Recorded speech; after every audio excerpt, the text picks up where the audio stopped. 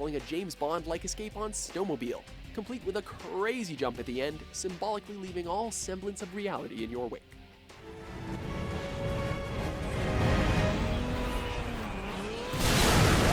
Let's go! Number 7, Battle of Pointe du Hoc, Call of Duty 2. You look like you're gonna puke. You know what, Daddy? Why don't you just... Do you remember that edge-of-your-seat bloodbath of an opening in Saving Private Ryan? Well, in this rigorous mission from the successor to the original game, you get a chance to re-witness the whole chaotic affair as U.S. Army Ranger Corporal Bill Taylor.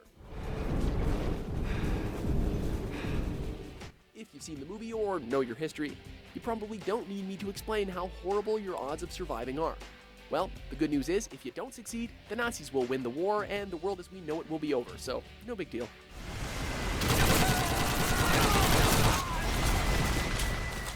Number 6, Sainte Mère Église, Call of Duty.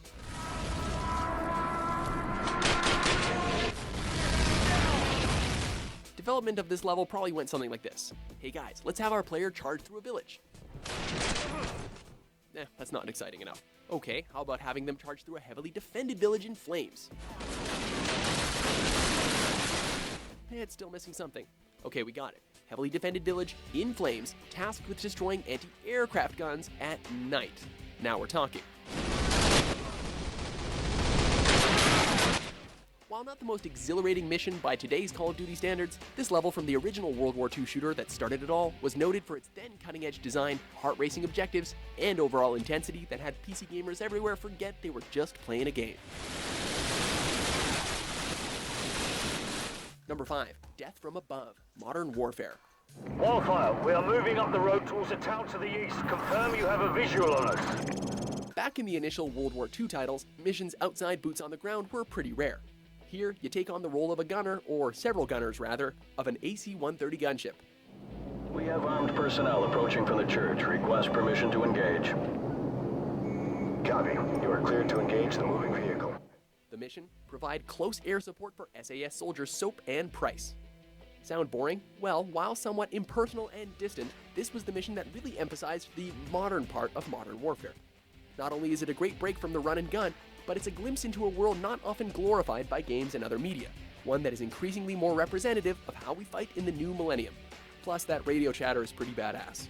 Go ahead and smoke them. Man, these guys are going to town. Cabo. Number 4, Karma, Black Ops 2. First things first. Karma. Serving as the halfway mark of the campaign, Karma puts you in control of David Mason. In this op, you and fellow SEALs Harper and Salazar initiate a covert response mission in the floating city Colossus, in a race to retrieve the weapon known only as Karma before the enemy PMCs. There! Karma isn't a weapon. It's a woman. Oh, did we say weapon? Well, seconds after reaching her, secondary antagonist DeFalco arrives with mercenaries, who duress her into surrendering quietly. Except things don't exactly stay quiet for too long when they start unloading on civilians and all hell breaks loose in paradise. Also, make sure you get to Karma before DeFalco does if you don't want to get the bad ending. We need to get back to the Obama. Find out why the girl's so important to Menendez. Number 3, Wolverines, Modern Warfare 2. We got a BTR, get out, get out!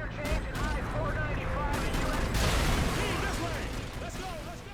In this mission, marking the conclusion of the game's first act, things got super real when Russia declares war on the US following the massacre in No Russian.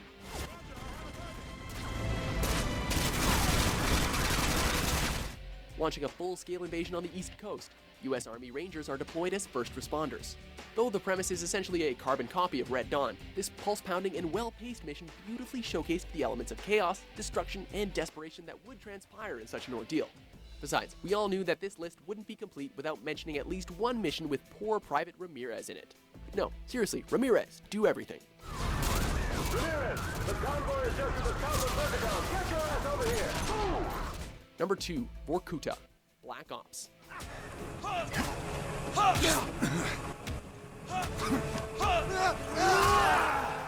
In the words of our World War II comrade himself, every journey begins with a single step.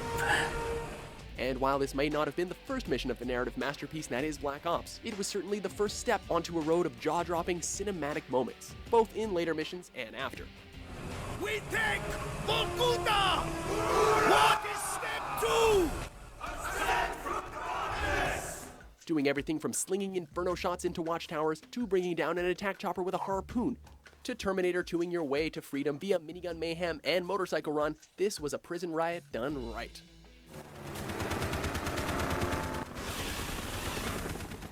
Before we go out guns blazing with our top pick, let's have a look at some honorable mentions.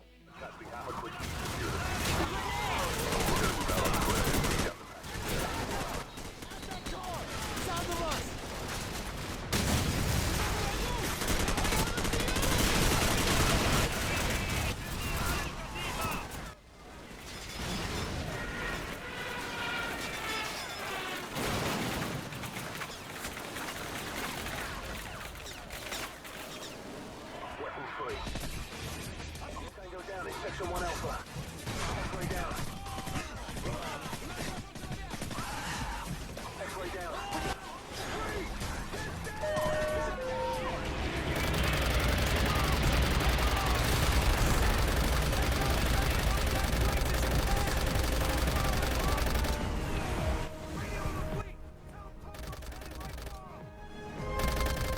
Get out of there! What the hell's he talking about? Get out now!